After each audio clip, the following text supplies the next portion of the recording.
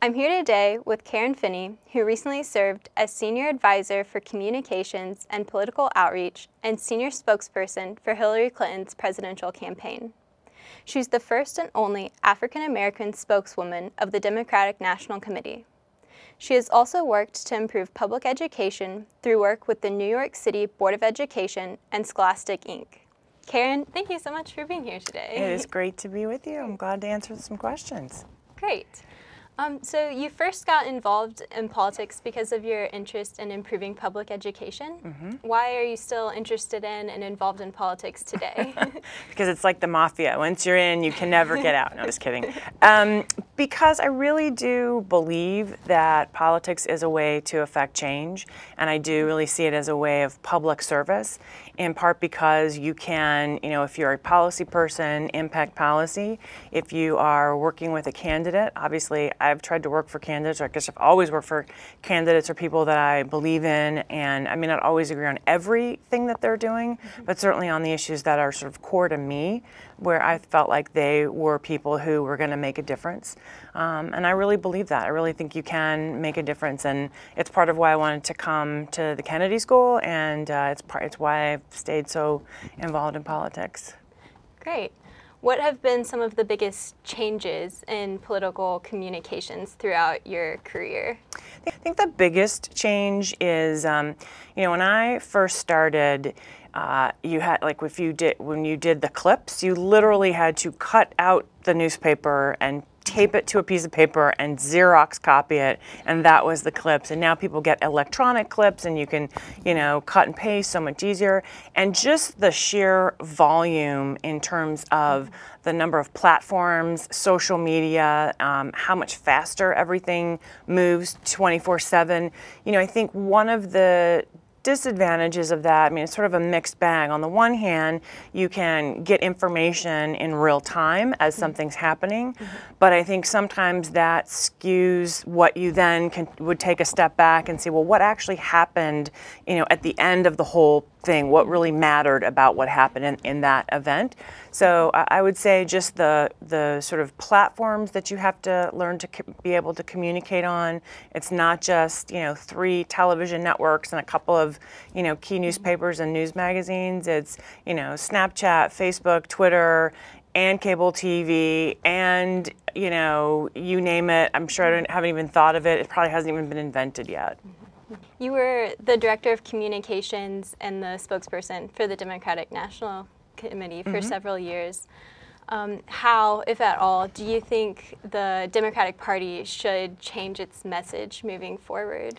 I think it's less about changing the message than I think it is about really making sure that we have people on the ground from the party, that we rebuild up our state parties and are actively engaged in campaigns and sort of in our communities and neighborhoods every day, and not just several months or several weeks before an election. When I was at the DNC, Howard Dean was the chair, and he implemented something called the 50-state strategy.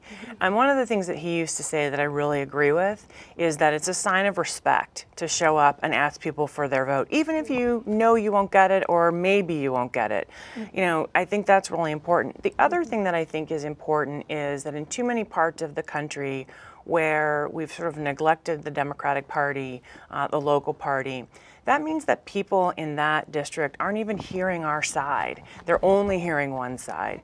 And so I think it's really important, more than anything at this moment, and I think this is something that the party is really focused on, is rebuilding the infrastructure of the party so that we have, a real business plan that is about really being in communities, engaging with people.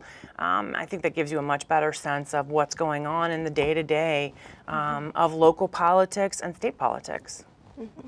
You've worked with the Clintons for a lot of your career. Why did you first become interested in working with them? So when I was first interested in electoral politics or presidential politics, I'd been working at a minimum security facility for teenage girls. And this was when gang culture was really exploding. And this was in LA, actually. And I really liked what Bill Clinton had to say. I know, there's been some controversy about some parts of his agenda in terms of some of the things that he did while he was president. But at the time, what I remember in the campaign was I really liked what he had to say just about, so many people, the rhetoric they were using about these kids was essentially that, you should just throw them away. They're just bad seeds. And I just didn't believe that. I think, we owe it to kids to do everything we can to help them have the best lives that they can. And, particularly as adults, I felt really strongly about that. And then also, quite honestly, I got to know Hillary, and I thought she was so cool. I was raised pretty much by a single mom who was a working mom. She kind of reminded me of my mom in that sense, and that was a time when a lot of women didn't necessarily have a professional career outside of the home. So that was kind of cool. And her chief of staff was a woman named Maggie Williams, who used to be at the Institute of Politics. And, to see an African-American woman, the chief of staff, not only Hillary's chief of staff in the campaign, but then in the White House, and she was, a pretty close advisor to President Clinton. As a young woman, that was just a really incredible experience to be around so many smart, strong women who were so determined to make a difference. One of Hillary's big things that she worked on was economic empowerment and education of women and girls, which obviously is something that I care dearly about. So it just, really, I think, launched me in a way that, as a young woman, I felt very supported in that and in politics. At the beginning of the 2016 campaign, you mentioned that one of your biggest challenges was that Hillary Clinton is the most unknown, well-known person in the world. Mm-hmm. Do you think that's still true? I do, actually. Mm-hmm. I mean, I think certainly I haven't read what happened yet, but from people that I know who have read it, I think they feel like they've got some new insights into her. Mm-hmm. So maybe that's changed a bit. But I think, one of the big challenges is, as I said, there's so much that people think they know about her. Based on, really propaganda, not just from the right, but just assumptions. I remember when she was First Lady and the criticisms that she faced for being, again, having been a quote-unquote career woman and what that meant. Mm-hmm. And, the idea that how could she possibly be a, First Lady and understand that role, which I just thought was ridiculous. And so some, obviously, criticisms have changed over time, but I just think there's a lot people don't know. One of the stories that I tried to tell about her and that I think got out there was work that she did in Dothan, Alabama. Working on school desegregation. A lot of people had no idea that that was something that she'd worked on. But I think that's kind of part of politics and public life, that there is, and particularly now, there's so much information that's out there about you, and again, these days on so many different platforms, but that's not necessarily the whole story of who you really are. And I think that's part of the challenge in politics going forward, is how do we make sure that people still can connect with and get a sense of who you really are as a person. How has President Trump's use of social media changed political communications? Well, in many, many very dramatic ways. I'll give you an example. I think one of the biggest ways is that it's impossible, I think, as we've seen, for the Trump administration to have any kind of effective communication strategy, because the thing that I've observed over and over and over again is you'll have one person saying something in the briefing at the podium with the reporters. You may have a cabinet secretary get asked a question on a trip, and they get about the same issue, and they get a different answer. And then President Trump tweets something that is totally different than what both people have said. So I think it's created this atmosphere of unpredictability and sort of instability, I think. And I think it's part of why, people question his fitness for office. Obviously, having worked on the Clinton campaign, we could have told you that was going to be the case. But I think the biggest change is that it's hard to, this administration is not consistently putting forward, one vision or one big idea, because again, I mean, think about just over the weekend, you had President Trump essentially tweet to his Secretary of State that it didn't make any sense to try to negotiate with North Korea. I mean, it's just a very bizarre, it's like, well, why don't you just pick up the phone and tell him? You didn't have to tell him through Twitter. And, that left a lot of people sort of asking the question, well, what does that mean? What does that mean about what our strategy is? And I think that's not good for the country, but it has certainly changed the nature of political not just political communications, frankly, just communications in general. Do you think there's a difference between being media savvy and between using media responsibly? Absolutely. Look, I think President Trump he's media savvy, but he's a snake oil salesman. I mean, and he knows branding and how to sell a product. I don't think he knows how to work well with others. He is very used to clearly just throwing out orders and people do what he says rather than trying to work together. And I think responsible media, I mean, look, one of the things that I think is really disappointing about what we saw in the 2016 election, we're now learning about algorithms and bots and all these ways that fake news and false information was created and disseminated. And what's sad about that is that initially, what was so powerful about all these platforms is that it was ways to connect people. Like you could connect with people. I remember meetups, right, in 2004, where you could connect with people in your neighborhood or around the country, even around the world, frankly, on an issue that you cared about, and share information, share strategies, share tactics, ideas, what have you. And it really kind of, in some ways it was like the creation of the printing press, right? That it just kind of opened access to information to everybody in such an incredible way. And by everybody, obviously, knowing that we still have a lot of disparities in terms of access. But that was the core of the idea, I think. And now we're learning that that is being perverted and weaponized. And I think that's very dangerous. I also think that when you're a leader, I think authenticity, particularly on social media, is really important. I think reporters have said to me that one of the things they value about President Trump's tweets is they believe it's really him tweeting, which I think is true. You can kind of tell when somebody else maybe has taken the phone away from him for a minute.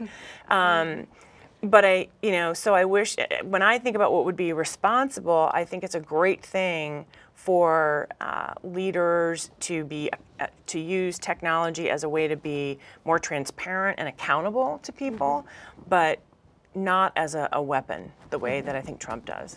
Right. Looking forward, who do you see as some of the most media-savvy politicians? One of the people who I think is very good is Senator Cory Booker from New Jersey. He campaigned with Hillary a bunch in 2016, and so kind of got more of an up-close look at how he does his social media. And he did this actually when he was mayor as well, in terms of using it as a way to talk about what he was doing or what was going on, but also kind of giving people a little bit of like a behind-the-scenes look at, here's what it's like when you're sitting around in a holding room. This is what we're doing back here. And then also very much on substantive issues and some of the issues that, whether it's an issue he's debating, in the Senate or a piece of legislation. So I think he's done a really interesting job with that. Now, you've worked in both the public sector and the private sector. What do you see as being the intersection between the two? I think the intersection between the two is that, and this is something actually that Secretary Jewell is talking a lot about in her class at the IOP, her study group, that there is a way that government and the private sector can really work together for the public good.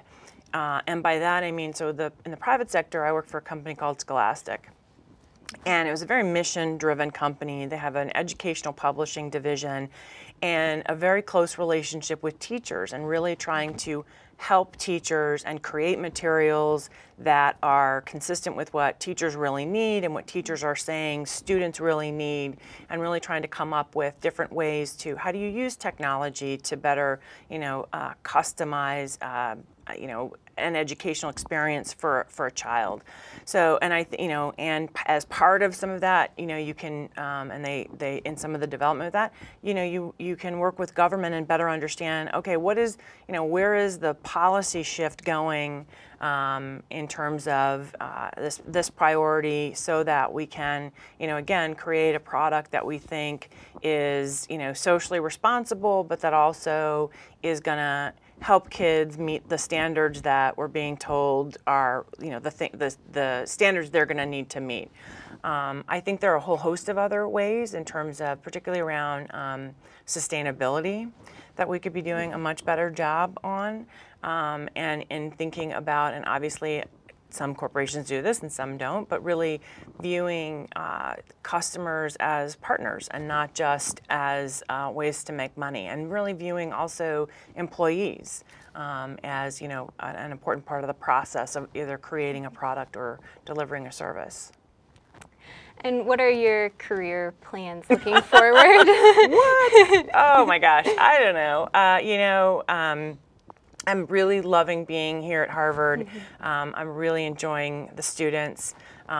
So many great conversations, a lot of great questions like what you're asking. And it's been very inspiring, because I feel like, your generation is the generation that's going to have to solve all these problems. So I'm counting on you. Maybe, I guess, the one thing I would say is I'd like to continue to do work that helps empower the next generation of leaders and organizations. Kind of going back to something I said earlier, I think it's so important that these organizations now that are creating kind of new pathways and ways for people to get activated and engaged, that they succeed. And so that's something that I'm really interested in doing. There's a couple of groups that I'm helping now that I'd like to keep doing some work with. And, I'd like to help elect candidates that I think are going to do good things. That's still something I really care about. I don't know, maybe I'll write a book, or I don't know. I think, I have this, kind of as a sidebar, I have this dream of actually designing clothing, because I think particularly for tall women, they're like, most of the clothes are so ugly and the patterns are so gross that sometimes I think, I could probably design a better outfit than that. So I don't know, maybe, some fashion house will hire me. Very cool. Well, thank you very much for being here with me today. Thanks so much. I really appreciate you having me and asking all those great questions. Thanks. This has been an interview with Karen Finney. For more articles and interviews, please visit www.harvardpolitics.com.